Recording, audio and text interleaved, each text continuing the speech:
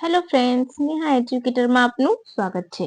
આજે હું તમારા માટે લઈને આવી છું 8 અને 9 જાન્યુઆરીના મહત્વના કરંટ અફેર્સના પોઈન્ટ, જે તમારી આવનારી પરીક્ષામાં તમને ખૂબ ઉપયોગી થશે. તો ચાલો બિલકુલ પણ ટાઈમ બગાડ્યા વગર શરૂ કરી દઈશું. હાલમાં ઇસરોના અધ્યક્ષ તરીકે કોની નિમણૂક કરવામાં આવી છે? Shri V Narayan, option B S Somnath, option C K Sivan, option D Sameer V Kamat. તો આપણો જવાબ આવશે option A V Narayan. Clear? ઇસરોની સ્થાપના ઇસ્કો પાર બની ત્યારે ઇસ્કો પાર હતી. સ્થાપના ક્યારે થઈ? 1969. ઇસરોનું પૂરું નામ India space research organisation, right? સ્થાપનામાં કોનો ફાળો હતો? તો તમને સૌને ખબર હોય કે વિક્રમ સારાભાઈ. વી નારાયણ કોનું સ્થાન લેશે? તો એસ સોમનાથનું. અચ્છા, કે સિવાન તો એ પણ ઇસરોના અધ્યક્ષ રહી ચૂક્યા છે અને ચંદ્રયાન 3 વખત, રાઈટ? ચંદ્રયાન 3 મિશન એમની અધ્યક્ષતામાં થયું હતું, એ પણ યાદ રાખજો. પછી આવશે નેક્સ્ટ ક્વેશ્ચન. ભારત સરકારનું 2025ના કેલેન્ડરનું અનાવરણ કોણે કર્યું? Option A Rajnath Singh, option B Amit Shah, option C Narendra Modi, option D Ashwini Vaishnaw. તો આપણો જવાબ આવશે option D Ashwini Vaishnaw, right? કેલેન્ડરની થીમ શું છે? તો જનભાગીદારીથી જનકલ્યાણ. જનભાગીદારીથી જનકલ્યાણ. તેઓ એટલે Ashwini Vaishnaw. Ministry of broadcast, railway minister, electronic information and technology મંત્રાલય સંભાળે છે. આ કેલેન્ડર કોના દ્વારા બનાવવામાં આવ્યું છે? તો સેન્ટ્રલ બ્યુરો ઓફ કોમ્યુનિકેશન દ્વારા તૈયાર કરવામાં આવ્યું છે. કેલેન્ડરમાં છેલ્લા 10 વર્ષમાં પૂરા કરીને 11મા વર્ષમાં નરેન્દ્ર મોદીની કાળમાં દેશના સફરને વિકાસને દર્શાવવામાં આવ્યો છે. કેલેન્ડરની શરૂઆત એટલે કે પ્રથમ જાન્યુઆરી મહિનાથી થાય, રાઈટ? તો એમાં પ્રથમ શું છે? તો સર્વેશા મંગલમ ભુરિયાત, વેલફેર ફોર ઓલ થી શરૂઆત કરવામાં આવી છે. તો પ્રથમ તમને પૂછે જાન્યુઆરીની શરૂઆતમાં સર્વેશા મંગલમ ભુરિયાત. પછીના 4 મહિનામાં ફૂડ સિક્યોરિટી અને મહિલાઓના દેશના વિકાસમાં શું ફાળો છે તે દર્શાવવામાં આવ્યું છે. એમાં મંત્ર કયો છે? અન્નવર્ધન, રાઈટ? પછી મે તો સફાઈને દર્શાવે છે, ક્લીનલીનેસને. આ બધા યાદ રાખવાની જરૂર નથી, આ જસ્ટ મેં તમને માહિતી આપી છે કે જો પૂછાય તો તમે એક વખત વાંચ્યું હોય ને તો તમને આવડે. જુલાઈ તો એક્સરસાઇઝનું મહત્વ બતાવે છે. ઓગસ્ટ તો live 100 years long life through healthy lifestyle. આ કયો દિવસ છે? સ્વતંત્રતાનો મહિનો છે, એટલા માટે આ યાદ રાખો. સપ્ટેમ્બર એટલે આપણા મોદી સાહેબનો બર્થડે, એટલે એ પણ યાદ રાખવું. તો એમાં કયું સૂત્ર આપેલું છે? સૌથી પહેલા ઉદ્યમેન હિ સિદ્ધ્યંતિ. નવેમ્બર તો નવેમ્બરમાં ફોકસ શેમાં કરેલું છે? જનજાતીય દિવસ, વિશ્વ આદિવાસી દિવસ. આદિવાસી દિવસ ક્યારે? 15 નવેમ્બર. કોની યાદમાં? બિરસા મુંડા. ડિસેમ્બરમાં અપરિમિતમ ભવ્યમ એટલે કે the future holds limitless possibilities, right? પછી નેક્સ્ટ ક્વેશ્ચન. ભારત પોર્ટલની શરૂઆત કોણે કરી છે? Option A Amit Shah, option B Bhupendra Patel, option C Praveen Sood, option D IT મંત્રાલય. તો આની શરૂઆત આપણા સહકાર મંત્રી અને ગૃહમંત્રી શ્રી એવા અમિત શાહે કરી છે, રાઈટ? ભૂપેન્દ્ર પટેલ એટલે આપણા ગુજરાતના મુખ્યમંત્રી. પ્રવીણ સૂદ એટલે અધ્યક્ષ સીબીઆઈના. તો ભારત પોર્ટલ કોના દ્વારા વિકસિત કરવામાં આવ્યું છે? તો સીબીઆઈ દ્વારા, central bureau of investigation, karmic મંત્રાલય હેઠળ આવશે, રાઈટ? અચ્છા, તો આ ભારત પોર્ટલ શું કરશે? તો 193 દેશ સાથે બધા રાજ્યોની પોલીસને જોડે છે. 5 કોમ્પોનેન્ટ પર બન્યું છે. કયા? Connect, clear, connect, Interpol notice, reference, broadcast, resource, right? એ 5 એના મેઇન કોમ્પોનેન્ટ છે, એ યાદ રાખવાના, રાઈટ? પછી નેક્સ્ટ ક્વેશ્ચન તરફ આપણે આગળ વધી જઈશું. બીઆઈએસએ તેનો કયો સ્થાપના દિવસ ઉજવ્યો છે? ઓપ્શન એ 76મો, ઓપ્શન બી 77મો, ઓપ્શન સી 78મો, ઓપ્શન ડી 69. તો આપણો જવાબ આવશે ઓપ્શન સી 78, રાઈટ? ગુજરાતીમાં એને શું કહે છે? ભારતીય માનક બ્યુરો. કદાચ ગુજરાતીમાં તમને પૂછી લે તો ભારતીય માનક બ્યુરો ઓફ ઇન્ડિયન સ્ટાન્ડર્ડ્સ. 6 જાન્યુઆરી 1947ના રોજ તેની સ્થાપના થઈ હતી. જ્યારે તેની સ્થાપના થઈ ત્યારે શું નામ હતું? તો ઇન્ડિયન સ્ટાન્ડર્ડ ઇન્સ્ટિટ્યૂટ, ISI. આપણે કોઈ વસ્તુ ખરીદીએ છીએ તેમાં જે માર્કા હોય છે ISI નો માર્કો, BIS માર્કો તો એ આ સંસ્થા તરફથી જ આપવામાં આવે છે. એની 5 પ્રાદેશિક કચેરીઓ છે: ચેન્નાઈ, મુંબઈ, ચંદીગઢ, દિલ્હી, કોલકાતા. રાઈટ? ચેન્નાઈ, મુંબઈ, દિલ્હી, ચંદીગઢ, કોલકાતા એની 5 પ્રાદેશિક કચેરી છે. અને સ્થાપના થઈ 1986 માં BIS બ્યુરો ઓફ BIS બન્યું, રાઈટ? ભારતીય માનક બ્યુરો. રાઈટ? તો ફ્રેન્ડ્સ, આ તમને માહિતી ગમતી હોય ને તો લાઈક અને શેર જરૂરથી કરજો. આ બધું કલેક્ટ કરવામાં મારી પણ મહેનત થાય છે. અને કમેન્ટ જરૂરથી કરજો કે તમને કેવું લાગે છે. હાલમાં વિશ્વની સૌથી વૃદ્ધ વ્યક્તિ કયા દેશના બન્યા? તો option Japan, B Brazil, C ચીન, D America. Option B. Japan ના લખી દેતા, કારણ કે જાપાનના સૌથી વધારે આયુષ્ય ધરાવે છે. અચ્છા, તો જે છે વ્યક્તિ વૃદ્ધ એનું નામ શું છે? તો સિસ્ટર એન કેનબરો. આ પહેલા જાપાનના મહિલાના નામે ખિતાબ હતો, એમનું મૃત્યુ થયું એટલે સિસ્ટર એન કેનબરો ગિનિસ બુકમાં નામ નોંધાયું. 117 વર્ષના છે. રાઈટ? સિપાહી ઝાલા વન્ય અભયારણ્ય ક્યાં આવેલું છે? બોલો. તમને એમ થશે કે આ કેવું પ્રકારનું અભયારણ્ય આવ્યું છે, નવું જ, જાણીતું નથી.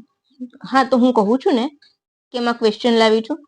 સિપાહી ઝાલા અભયારણ્ય કયા રાજ્યમાં છે? Option A Uttarakhand, option B Assam, option C Sikkim, option D Tripura. તો આપણો અહીં જવાબ આવશે option D Tripura.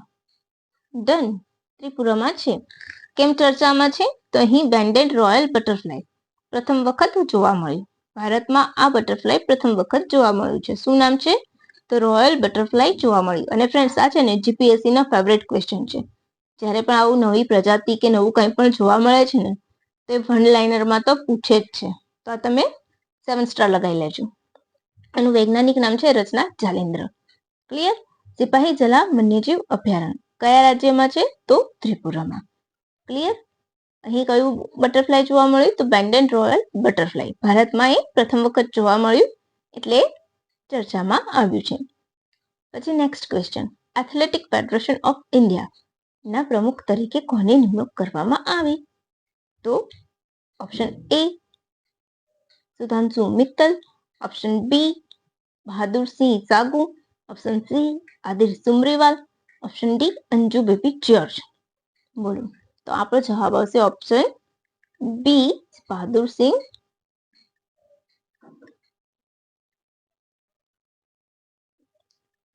Bahadursinh Sagoo. Right? તેમણે કોનું સ્થાન લીધું છે? તો આદિલ સુમરીવાલનું તેમણે સ્થાન લીધું છે. સુધાંશુ મિત્તલ તો હમણાં જ આપણે શીખ્યા હતા, યાદ છે? સેના પ્રમુખ છે તો ખોખો છે, ના ખોખો ઇન્ડિયા ફેડરેશનના પ્રમુખ છે રે. અને પ્રથમ વખત યોજાવાની છે ક્યાં? દિલ્હીમાં. ક્લિયર? અંજુ બેબી જ્યોર્જ. અચ્છા, આપણે પહેલા બહાદુરસિંહ સાગુ વિશે માહિતી લઈ લઈશું. તો 2000માં ગોલ્ડ જીત્યા હતા એશિયન ગેમ્સમાં. કઈ રમતમાં? તો શોર્ટપુટના ખેલાડી છે. આ પદ ઉપર તેઓ 4 વર્ષ સુધી રહેશે. અંજુ બેબી જ્યોર્જ તો આમાં જ ઉપાધ્યક્ષ છે. રાઈટ? એથ્લેટિક ફેડરેશન ઓફ ઇન્ડિયામાં ઉપાધ્યક્ષ છે. તમને ખબર છે લાંબી કૂદ, ઊંચી કૂદમાં અંજુ બેબી જ્યોર્જ મેડલ લાવ્યા હતા. બ્રોન્ઝ મેડલ લાવનારા પ્રથમ વ્યક્તિ બન્યા હતા. ક્યારે? તો 2003માં. ક્લિયર? હવે આગળ વધીશું. હાલના કયા રાજ્યમાં હર ઘર કનેક્ટિવિટી પહેલ શરૂ કરવામાં આવી છે? Option A Delhi, option B Goa, option C Gujarat, option D Sikkim. તો આપણો જવાબ અહીં આવશે ઓપ્શન સી, આપણું પ્યારું ગુજરાત. હે ને? સાયન્સ એન્ડ ટેકનોલોજી વિભાગ હેઠળ GFGNL દ્વારા ગુજરાતના દરેક ગામડામાં કનેક્ટિવિટી પહોંચાડશે. આ બધી જ ડિટેલિંગ છે. એના ડિટેલિંગ તમને મીન્સ જ્યારે લખશો ત્યારે કામમાં આવશે અને જીપીએસસી પ્રિલિમ્સ આપશો ને ત્યારે પણ. કારણ કે વિધાન વાક્ય પૂછે ત્યારે આવા પ્રશ્ન પૂછે તો આપણે હેરાન થઈએ છીએ. તો બધા જ ઓપ્શન મેં એટલા માટે આપી છે ડિટેલિંગ. રાઈટ? લગભગ 25,000 ઘરોમાં ફાઈબર ટુ હોમ પહેલ કરવાનો પ્રસ્તાવ છે. રાઈટ? અને આ પહેલ જ કહી શકો છો તમે. બરાબર? Pilot project Gujarat fibre grid network limited GFGNL એનું પૂરું નામ. એ 4 પહેલ શરૂ કરશે. કઈ? તો Har Ghar connectivity, fiber to family, fiber to field, fiber to farm અને કનેક્ટિવિટી પહેલ. આ બધી જ એની પહેલ છે. રાઈટ? પછી નેક્સ્ટ ક્વેશ્ચન તરફ આગળ વધી જઈશું. ભારતનું પ્રથમ ઓર્ગેનિક ફિશરીઝ ક્લસ્ટર ક્યાં શરૂ કરવામાં આવ્યું છે? Option A Andhra Pradesh, option B Tamil Nadu, option C Gujarat, option D Sikkim. બોલો. તો આપણો અહીં જવાબ આવશે ઓપ્શન ડી સિક્કિમ. સોરેંગ જિલ્લો સિક્કિમના સોરેંગ જિલ્લામાં શરૂ કરવામાં આવ્યું છે. હેતુ શું છે એનું? તો ઇકો ફ્રેન્ડલી અને ઓર્ગેનિક એક્વાકલ્ચરને પ્રોત્સાહન આપવાનો તેનો હેતુ છે. ક્લિયર? પછી નેક્સ્ટ ક્વેશ્ચન, છેલ્લો આપણો ક્વેશ્ચન છે, રાઈટ. શહીદ માધવસિંહ હાથ ખર્ચા યોજના કયા જિલ્લામાં શરૂ કરવામાં આવી છે? Option A Odisha, option B Assam, option C Paschim Bangal, option D Chhattisgarh. તો આપણો જવાબ અહીં આવશે ઓપ્શન એ ઓડિશા. ક્લિયર? તો તમને ખબર છે ઓડિશા એના મુખ્યમંત્રી કોણ છે? મોહન ચરણ માંઝી, રાઈટ. એસટીના વિદ્યાર્થીઓ એટલે કે શેડ્યુલ્ડ ટ્રાઇબના વિદ્યાર્થીઓને વાર્ષિક એક વખત 5,000 સહાય આપવામાં આવશે. કેમ? તો હાથ ખર્ચા તરીકે. એ સિવાય ધોરણ 9 અને 10 ના વિદ્યાર્થીઓ તેમાં ધોરણ 9 અને 11 ના વિદ્યાર્થીઓને આ રકમ પ્રોવાઈડ કરવામાં આવશે. ક્લિયર થાય છે ફ્રેન્ડ્સ? અને મેં તમને આ બધી જ માહિતી બહુ શોર્ટ અને સ્વીટ સ્વરૂપે આપી છે કે જેટલું ઇમ્પોર્ટન્સ છે ને એ પોઈન્ટ્સ જ મેં લીધા છે. કોઈ માહિતીનો ઢગલો નહીં એક્સ્ટ્રા. મેં ઘણી જગ્યાએ જોયું છે કે પીડીએફ બનાવીને પીપીટી બનાવીને એક્સ્ટ્રા માહિતી બધી, જેમ કે કોઈ વ્યક્તિની નિમણૂક કરાય તો એનું ભણતર ને એ બધું નથી પૂછાતું, રાઈટ. અને નહીં જ પૂછાય. એવી રીતના દરેક વ્યક્તિની ભણતર પૂછાતું હોય ને તો માણસ ગાંડો થઈ જાય. એ પણ યાદ ના રાખી શકે, રાઈટ. તો જે વ્યક્તિ એનું પાસ્ટ કોઈ પદ ઉપર હતો એ, એનું અત્યારનું હાલ, પછી એ કોણ સ્થાન લીધું છે એ, અને એ જ કંપનીમાં કે એનું જ કોઈક જેમ કે ચંદ્રયાન 3 મિશન હતું ઈસરોનું, રાઈટ. તો એ વખતે કોણ અધ્યક્ષ હતા એ પૂછાય. એનાથી વધારે ડિટેલ પૂછાય જ નહીં, રાઈટ. તો તમે ઘણી બધી જગ્યાએ એવું હોય છે ને કે બહુ જ બધી એક્સ્ટ્રા તમને માહિતી એટલી બધી ઢગલો કરી દેશે પીપીટીમાં, તો એ નથી પૂછાતું. તો પ્લીઝ તમે એ તરફ ધ્યાન ના આપશો. ભલે તમે મારું ના જુઓ ને તો પણ તમે એ ચેનલને જોતા હોય ને તો પણ તમે એ બધી માહિતીને સ્કીપ કરી શકો છો. મેઇન પોઈન્ટ તમને આવડવું જોઈએ. બાકી લોકો તો પોતાનું કરતા જ હોય છે, રાઈટ. તો બસ ફ્રેન્ડ્સ, આજ માટે હું આટલું જ રાખીશ. અને હા, આજનો દિવસ એટલે કે પ્રવાસી ભારતીય દિવસ માટે મેં એક મસ્ત મજાનો એક નાનકડો શોર્ટ્સ બનાવ્યો છે, જેમાં તમને ક્યારથી ઉજવવામાં આવે છે, રાઈટ, ક્યારથી ઉજવવામાં આવે છે, તેની થીમ, વાર્ષિક છે કે દ્વિવાર્ષિક, એ બધી જ માહિતી તમને આપેલી છે. નાનો શોર્ટ્સ જ છે, તો એક વખત તમે ત્યાં પણ મુલાકાત લેજો અને લાઈક, શેર, કમેન્ટ જરૂરથી કરજો. બસ આજ માટે આટલું જ ફ્રેન્ડ્સ. ફરી કાલે મળીશું નવા વિડીયો સાથે. બાય.